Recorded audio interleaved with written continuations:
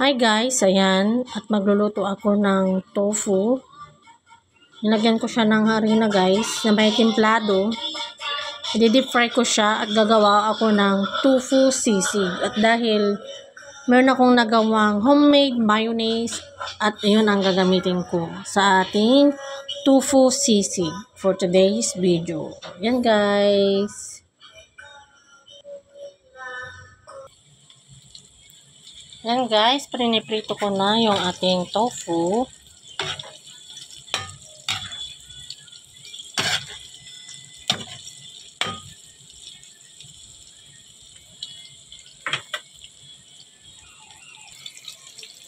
So yan guys, golden brown na siya ang ating tofu. Hanguin na natin.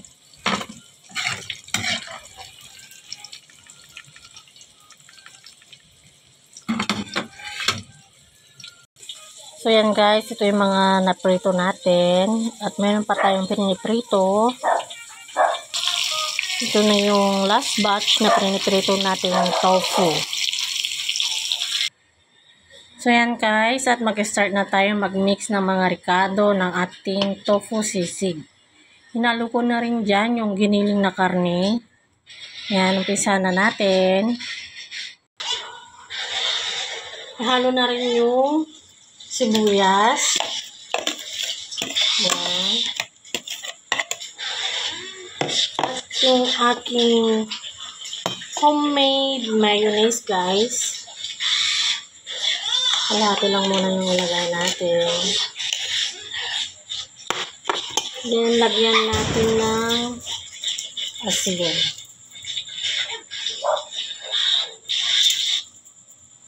Saka natin lagyan ng lemon. Pwede rin kayong gumamit ng kalamansi guys dahil ang aking stock dito sa bahay ay lemon.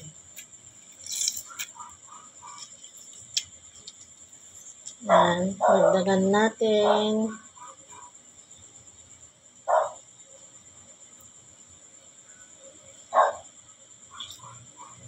Yan. Saka natin i-mix. Mama, Okay, mamaya. Opo. Lubat. Okay, rin mamaya mama charge. Okay. Mix lang natin guys. Ang charge niya.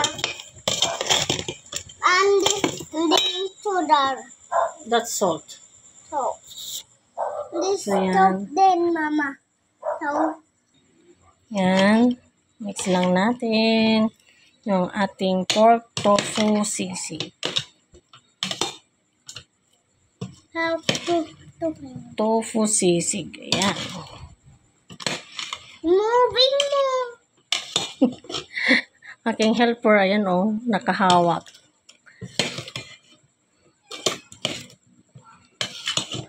So, ayan guys. Ang ating tofu sisig.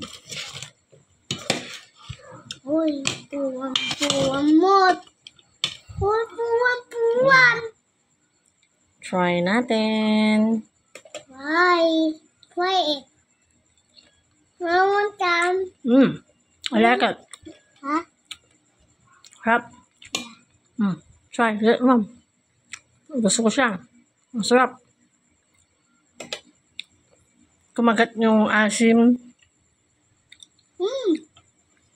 at alat ng konti sa ating tofu. At saka crunchy, sa pagka-crunchy nung prinito ko tong tofu. You like it? Tastes good? Tastes good. I like it too. I want more. Okay, Mama. Eat it. Good? Sarap. Sarap papakin. Sarap sa pulutan guys. Promises. Lalo na sabi kong gawa yung mayonnaise guys. Homemade. Thank you for watching guys. Delicious? Delicious daw. Thank you guys for watching.